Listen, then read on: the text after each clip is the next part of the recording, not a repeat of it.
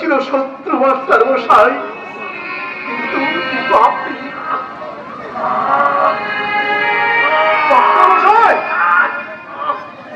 গাড়িটা আমাকে ধাক্কা মারলো কেন? আপনি চুপ করুন মাস্টার মশাই, আপনার সারা শরীর দিয়ে যে রক্ত ঝরছে মাস্টার মশাই, কথা বলতে আপনার খুব কষ্ট হচ্ছে মাস্টার মশাই। চলুন চলুন, আপনাকে হাসপাতালে গিয়ে আসি মাস্টার মশাই। না, আমাকে ছেড়ে দিন, আমি ঠিক চলে যেতে পারবো। দেখুন একটা বৃদ্ধ মানুষের কি অবস্থা আপনি করেছেন।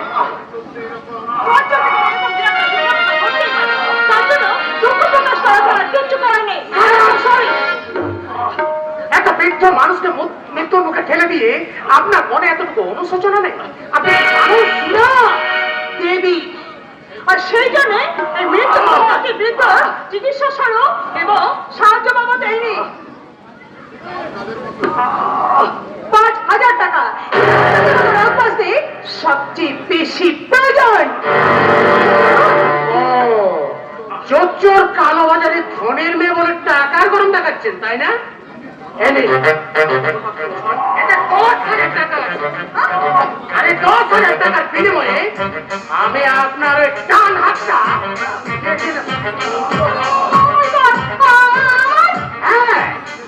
বিজেপি পাশ্চাত্য শিক্ষার বিচারে একটা গরিব মানুষের মৃত্যু ত্রাণ যদি হতে পারে 5,000 টাকা, তাহলে 10,000 টাকার বিনিময়ে আপনার একটা হাত থেকে নিলে নিশ্চয় তার অবিচার করা হবে না।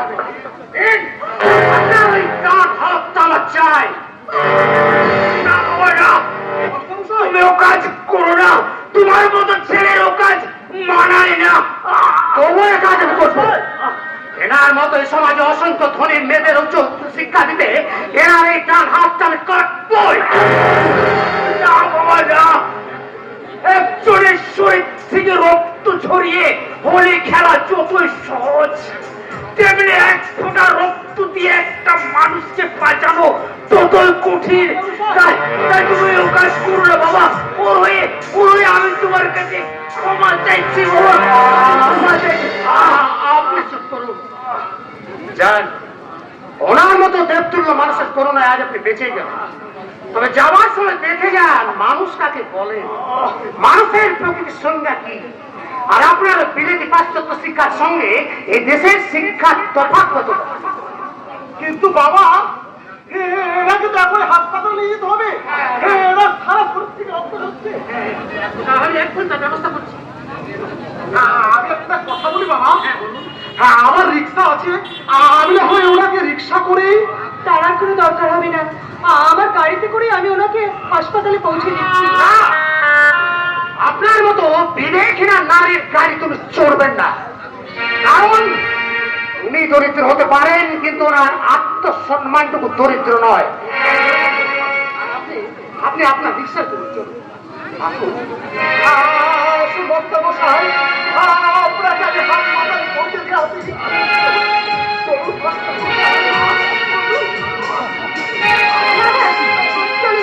আমি আপনাদের সঙ্গে হাসপাতালে যাই।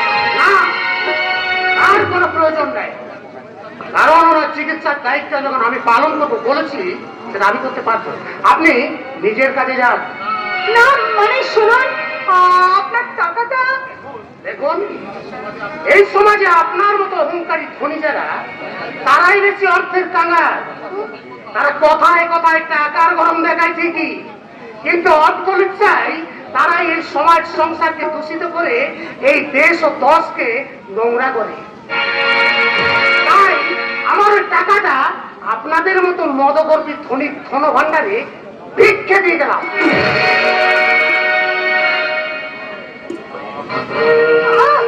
চলে গেল, অসম্মানের আগুনে আমার সর্বাঙ্গ জ্বলে পুড়ে ছাই হয়ে গেল। কিন্তু আমিও তোমাকে সহজে ছাড়বো না মিস্টার প্রতীক। কিন্তু যে আগুন তুমি আমার বুকে জ্বালিয়েছ, সেই আগুন দিয়ে আমি তোমাকে জ্বালিয়ে পুড়িয়ে ছাই করে দেবো। আমার পাশ্চাত্য শিক্ষার বহু জাল দিয়ে আমি কেড়ে নেব তোমার মুখ থেকে রাধা এবং শ্রীকৃষ্ণের বাঁকা হাসি।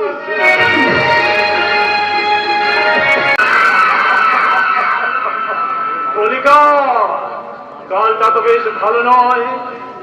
তাই এই যুগের মানুষের মুখে শোনা যাচ্ছে রাধা রমন শ্রীকৃষ্ণের বাঁকা হাসি, কিন্তু আমি হাসতে পারছি কেন?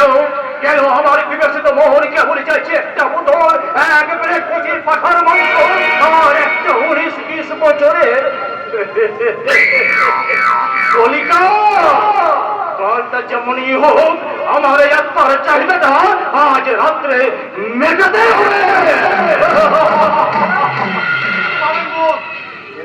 কিন্তু এদিকে যে কেস বিচার হয়েছে, তোকে রুদ্র প্রতাপ সেন সমাতা নিজে তৈরি জগতে বিচরণ করে, সেখানে কোনো কিজান হয় না, হতে পারে না। এমন কি হয়েছে? পুলিশ এটি হাওয়া জানতে পেরেছে যে আমি মেয়েটাকে তুলে নিয়ে গেছি। তাই নাকি? তা এতে এত উত্তর হওয়ার কি আছে? এতে স্যার পুলিশ তাকে ধর্ষণ করে না। আপনি কি বলছেন? বলছি সেই নগর হইন্ড এখন কোথায়? আপনার কামার বাড়িতে। আর বিশাল সমুদ্রে সাঁতার করছে। ওরা কি বলছিস? হ্যাঁ, ছি ছি ছি ছি ছি ছি ছি ছি। কলিকা, কালটা তো বেশ ভালো নয়। তো আমি থাকতো ওই বিশালের মধ্যে একটা বাজে ছেলের হাতে ওই কচি মেয়েটাকে রেখে এলি। হ্যাঁ, আমার কতদিনের সাপ ওরে পূরণ করবেন বোধ। এখন আমার কি উপায় হবে বলুন? পুলিশই আমাকে নেহাও ডাক্তারি। আরে একটা পরে চিন্তা মাথা রেখে ও বলা মেয়েটার চিন্তা তার উপর তুই। ঠিক আছে ঠিক আছে, যা।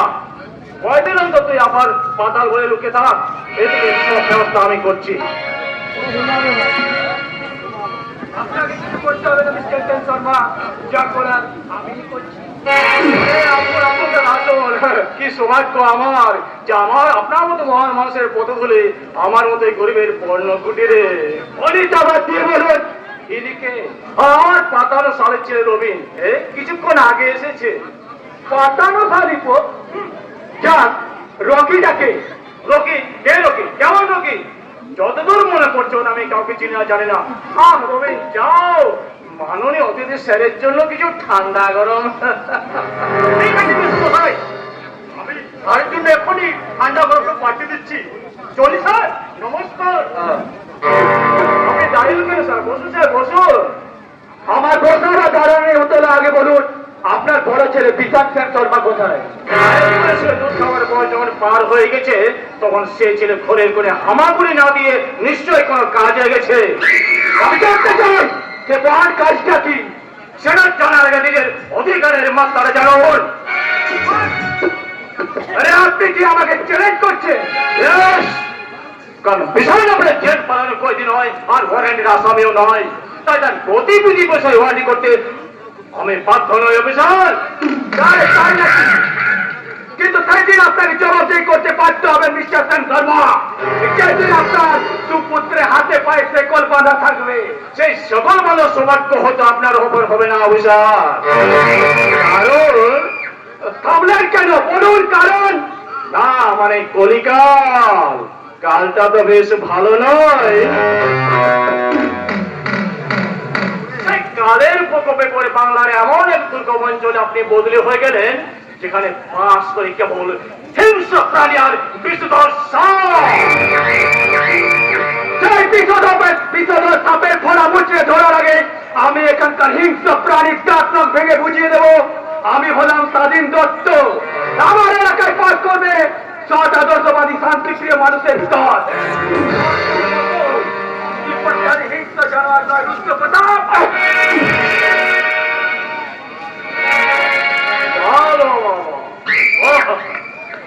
ভালো লাগলো মাননীয় ওসি সাহেবের লেকচার শুনে। কিন্তু তুমি জানো না অফিসার, এই রুদ্র প্রতাপ সেন শর্মার কাল হাতের বিস্তারের কথা তো মন্ত্রী, হামলা, ডিএসপি, এসপি হোক আমার টাকাই কেনা গোলাম। তাই আমার মতো পুরো অফিসারকে স্বাস্থ্য করার গুপ্ত তালার চাবি আমার কাছে আছে। বজায় রাখার আগে আপনি নিজের সংসারের গুপ্তচর চাবিটা বজায় রাখুন রুদ্র প্রতাপ বাবু। একই কে তুমি? আমার অফিসে ঢোকার পারমিশন তোমায় কে দিয়েছে? আপনার দুর্নীতি আর কুকুরিতে রাখায় প্রবেশ করতে কোনো পারমিশন লাগে নাকি? তোমার সাহস দেখে আমি অবাক হয়ে যাচ্ছি। কে তোরে, কি চাই তোমার? আমি শ্রমিক নেতা প্রভাত রায়ের ছোট ভাই পঙ্কজ রায়। আর কি চাই সেটা হলো আপনার বড় ছেলে বিধান চন্দ্র শর্মা। বলুন সে কোথায়? সামান্য আদা ব্যাপারী হয়ে জাহাজের খোঁজে তোমার কি দরকার? আপনার ওই সাদের জাহাজটি আজ কোন শয়তানি শ্রীমন্দিরে ভাসছে তার খবর রাখেন? মুখ সামনে কথা বলো। আমি জানি বিশাল কেউ কারার রাস্তায় পা দেয় না। শয়তানি শ্রীমন্দির ছেলের নামে গায়ে বলুন আপনারা আমার বোনকে কোথায় আটকে রেখেছেন আর কেন আটকে রেখেছেন? আরে দাঁড়াও দাঁড়াও দাঁড়াও দাঁড়াও, আমি তো ভাবলাম কারখানা বন্ধ, তোমার দাদা বেকার, তাই খিদে জ্বালায় চিৎকার করছো। কেন, তোমার বোন কি হয়েছে তার? আপনার ছেলে বিধান চন্দ্র শর্মা তার দলবল রোগীকে নিয়ে আমার বোনকে কিডন্যাপ করেছে। কালি সিটাবারা জায়গা পেলে না ভাই, শেষে আমাদের মতো দেবতুল্য মানুষের গায়ে গলিকা। কালটা দেখছি মোটেই ভালো নয়।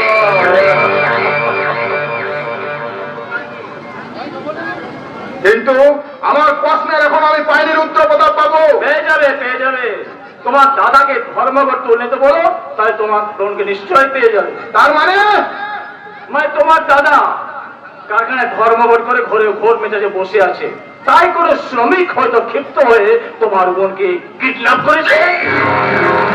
ওই কারখানার শ্রমিকরা আপনার ছেলের মতো ওই দুষ্পট লম্পট নয়। শ্রমিকরা কে কেমন তা তোমার দাদাই ভালো বোঝে। তা যাও, তোমার দাদাকে পাঠিয়ে দিও, যা বলার আমি তাকে বলবো। তাহলে আপনি আমার বোনটা ফিরিয়ে দেবেন না? এটা তোমার বোন তৈরি কারখানা নয় যে একটা তৈরি করে আর তোমার হাতে তুলে দেবো। যাও, বেশি বিরক্ত করো না, আমার সময়ের দাম আছে, অন্যথায় দারোয়ান ডাকতে বাধ্য হও। বেশ, আজ আমি চলে যাচ্ছি, তবে যাওয়ার সময় আপনাকে আমি একটা কথা বলে যাচ্ছি রুদ্রপ্রতাপ বাবু, আপনার ছেলের জন্য যদি আমার বোনের কোনো ক্ষতি হয় তাহলে আপনার ওই লোভের সংসার আমি একেবারে জ্বালিয়ে পুড়িয়ে ছাড়খাড় করে দেবো, ছাড়খাড়। কারণ কোটি কোটি টাকার বিনিময়ে আপনি আপনার সেই সংসার আপনি লাভ করতে পারবেন না, কথাটা মনে রাখুন।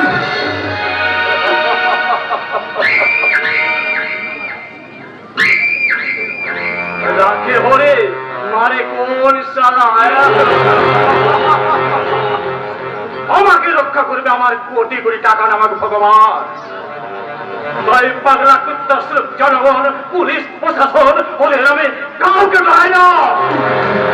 টাকার করে আমি কিনে নেব ওদের সুখ শান্তি আর এই যৌবনবতী নারীর উষ্ণ পরশ। কারণ আপনার কোনের বিষাক্ত কথাটা আমি ডাক দিয়ে উপরে দিচ্ছি। তার মানে ওই স্যার অফিসার যখন আপনার সঙ্গে কথা বলে তখন আমি ওর জিপের বেড়ে ফুটিয়ে দিচ্ছি। কিছুক্ষণের মধ্যে কাল ভুজঙ্গ করে সোজা মায়ের ভোগে চলে যাবে। রকি, তুই তুই আগে চলবে আমার কে ছিলি রে? তোকে না আমি একটা কচি মুরগি আর 10,000 টাকা দেবো, কেমন? সারা রাত ধরে স্ফূর্তি করবি। আপনার দয়া করুন, আমি শুধু আমার কর্তব্য করেছি।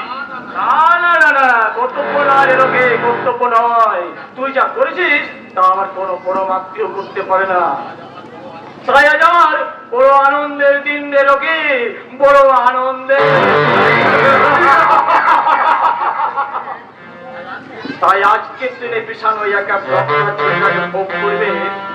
ছি ছি ছি ছি ছি ছি, এ বড় লজ্জার কথা। তাই এখন আমি যাব সেই বাগান বাড়িতে, সেখানে বিশালের সঙ্গে আমিও একটু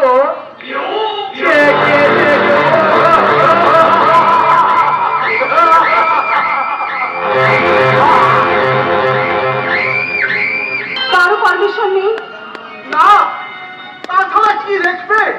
রোগীকে এখনো রক্ত দেওয়া। রক্ত? হ্যাঁ, প্রচুর রক্তহরণ হয়েছে। তাই রক্ত না দিলে রোগীকে হয়তো বাঁচানো যেত না। তাহলে রক্ত ইমিডিয়েট প্রয়োজন ছিল বলে প্রত্যেক বাবু নিজের শরীর থেকে রক্ত দিয়েছে। কি বলছেন আপনি?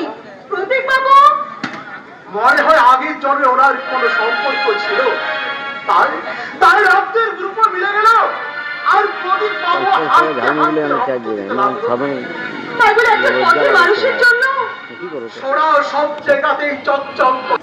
আপনার এই প্রশ্নের উত্তর আমি দিতে পারবো না, কারণ কারণ প্রদীপ বাবু নিজেও এখন অসুস্থ। তা অসময় তাকে বিরক্ত না করাই ভালো। না জগন্নাথ বাবু, আমি আর কোনো অসুস্থ বোধ করছি না, এখন আমি পুরোপুরি ঠিক। আর আমাদের রুগীও একেবারে। আপনি এখানে? না মানে কদিন ধরে তোমার সঙ্গে দেখা করবো বলে আসছিল বাবা, কিন্তু তোমার পারমিশন না পেয়ে পারমিশন না দিয়ে আপনি ভালোই করছেন, কারণ রোগীর অবস্থা দেখে তো বিদ্রুপ করুক এটা আমি সহ্য করতে পারি না। আপনি কোনো ভাবতে পারলেন যে রোগীকে দেখে আমি বিদ্রুপ করবো? এটা না ভাবার কি আছে? আপনাদের অসভ্য পৃথিবীতে কিচ্ছু নেই। টাকার জোরে আপনারা ধরাকে সরা জ্ঞান করেন। আপনাদের বিচারে ওই গরিব মানুষ আর পথে বিড়ালের কুকুরের মধ্যে কোনো তফাৎ নেই। আর চুপ করুন, আপনি কি আমাকে আঘাত না দিয়ে কথা বলতে পারেন না? তো তোমরা তাহলে কথা বলো বাবা, আমি এখন আসছি। এই কদিনে আপনার অনেক কাজের ক্ষতি হয়ে গেছে, তার জন্য আমি আপনার কাছে হাত জোর করে ক্ষমা চাই। তুমি কি বলছো বাবা? ওই পথের মানুষ আর আমিও তাই তাই তাই ওনাকে সাহায্য করা তো আমার কর্তব্য বাবা। আমার লেখা থাকবে বাবা, তার বুকে সারা জীবন লেখা থাকবে। জগন্নাথ, যাক শুনুন, রোগী 12 নম্বর বেডে আছে, ইচ্ছা থাকলে আপনি তার সঙ্গে দেখা করতে পারেন। আমি আসছি। শুনুন, আমি কিন্তু শুধু রুগী দেখতে আসিনি, আমি এখানে বারবার ছুটে এসেছি। সেদিনের অপমান প্রতি সম্প্রীতি, তাহলে দাঁড়িয়ে আছেন কেন? নিন শুরু করুন। আপনি কি আমাকে আঘাত না করে কথা বলতে পারেন না? আমি কি কোনোভাবেই আপনার ক্ষমার যোগ্য নই? এমন ক্ষমা করার কোনো প্রশ্ন আসতে পারে না, কারণ আমার চোখে আপনার কোনো অপরাধী নেই। তাহলে বলো বলো, আমাকে আমাকে তুমি ক্ষমা করতে পেরেছো? আমি যে এক বুক আশা নিয়ে এমন ধরির আদরিয়ে ঘোরালদের নাটকে কথাবার্তা আর কান্না কোনোটাই কিন্তু আমার সহ্য হয় না। তার মানে তুমি আমাকে ক্ষমা করতে পারবে? সে আপনি যা খুশি ভাবতে পারেন। তাহলে আমি ধীরে ধীরে যোগ্য স্থানের মর্যাদার আসন খুঁজে নিয়ে আমাকে তুমি ঘৃণা করি ঘৃণা করি ঘৃণা করি। কিন্তু কেন? কি আমার অপরাধ? আপনি আপনি এক কুৎসিত কদর্শহীনা বিকৃত মনের নারী। আমি খুঁজছি অধৈর্য না। নয় বলতে চান? রবীন্দ্রনাথের সোনার বাংলা, জীবনানন্দের রূপসী বাংলা আর নজরুলের দেশের মেয়ে হয়ে আজ আপনি যে পোশাকটা পরেছেন তা দেখে এই ভারতবর্ষের শাশ্বত বাঙালির মনে শুধু ঘৃণায় জন্মাবে সাহেব, সত্য ভালোবাসা নয়। আর বিকৃত মনের পরিচয়? দুদিনের আগের অপমানের জ্বালা সহ্য করতে না পেরে আজ আপনি ছুটে এসেছেন দুপুরটা চোখের জল ফেলে একটু অভিনয় করে আমার কাছে প্রেম নিবেদন করতে। কিন্তু আপনি আপনার বুকে হাত দিয়ে সত্যি করে বলুন তো, আপনি কি সত্যি পেরেছেন সেদিনের অপমানের জ্বালা? না মানে আমি অপমানের জ্বালায় প্রতিশোধ নিয়ে আবার আপনি স্বরূপের প্রকাশ হবেন, তাই তো? তাই আপনার মতো বিলেতি পাশ্চাত্য শিক্ষা শিক্ষিতার কুহুকিনীদের মেয়েকে প্রেমে ফাঁদে পা না দিয়ে আমার এই গরিবানা পা দুটোকে আমি অন্য পথে চালিত করলাম। নমস্কার।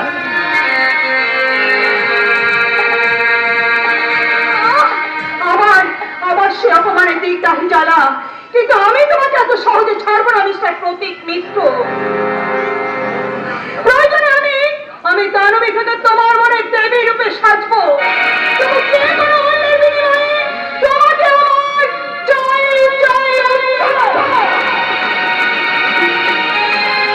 তবু তোমরা আমাকে ধরে আছো চাইছো কেন? কি চাই তোমাদের? তোমরা কারা? তুমি কি আমাকে চিনতে পারছো না? নাকি নাকি চিনতে চাইছো না যে আমি তোমার রচনা? সেই ছোট্ট মেলা থেকে আমরা দুজনে। দাদা, সত্যি কি তুমি আমাদের চিনতে পারছো না? কিন্তু কেন? কি হলো? চুপ করে আছো কেন? দাদার কথা উত্তর দাও। কি কি উত্তর দেব? তোমাদের কথা তো আমি কিছুই বুঝতে পারছি না। তোমরা কারা?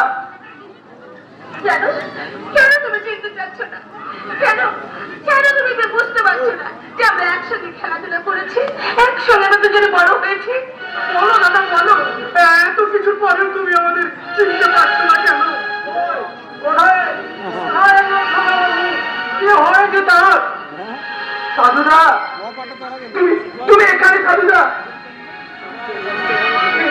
আমি কোথায়? সাধুদা, এরকম কারা? সাধুদা, বলো না। সাধুদা, বলো না। এই পাটে আগা করাবো আমি খাই খাই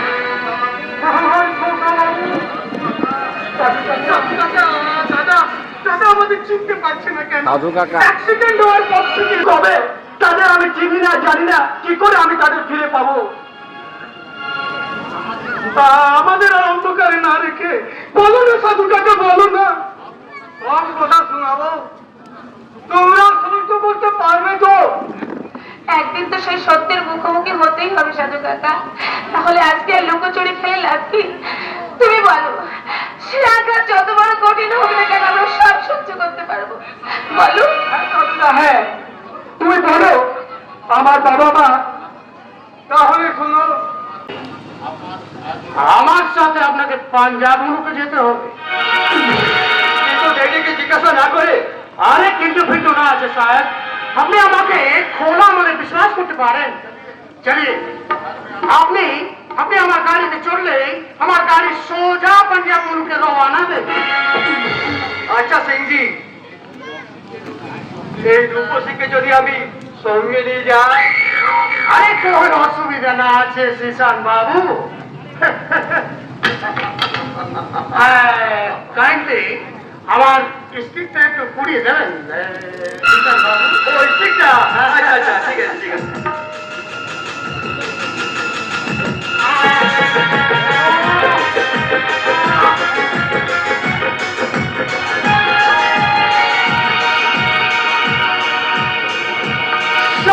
শহরের বাচ্চা, তোর জন্য আমি আমার বাবাকে হারিয়েছি, দাদাকে হারিয়েছি, তোকে আমি ছাড়বো না। আপনি দাদা বলে যখন ডেকেছো তখন আর পরিচয় প্রয়োজন।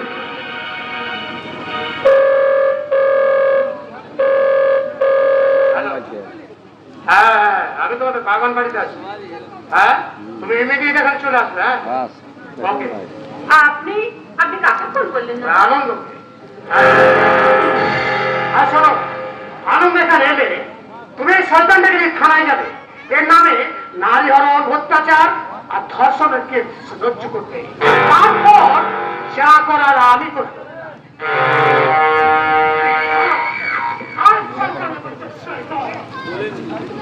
তোর খবরে না আজ আমি শেষ করবই করব। জানি না প্রণব, কিন্তু এই কলঙ্কিত মুখ নিয়ে আমি আনন্দের সামনে গিয়ে কেমন করে দাঁড়াবো? দাঁড়া, যাবার আগে আমি আত্মহত্যা করবো। এমন কাজটি করো না শোনা আমার। তুমি কি জানো না যে আত্মহত্যা মহাপাপ? তোমার শুভাকাঙ্ক্ষী তাই তো বিশালের মতো তোমার বাজির হাত থেকে বাঁচিয়ে আমার বুকে আশ্রয় দেওয়ার জন্য এত দূর ছুটে এসেছি। এখন তুমি যদি আত্মহত্যা করো তাহলে আমার কি হবে? ছি ছি ছি ছি,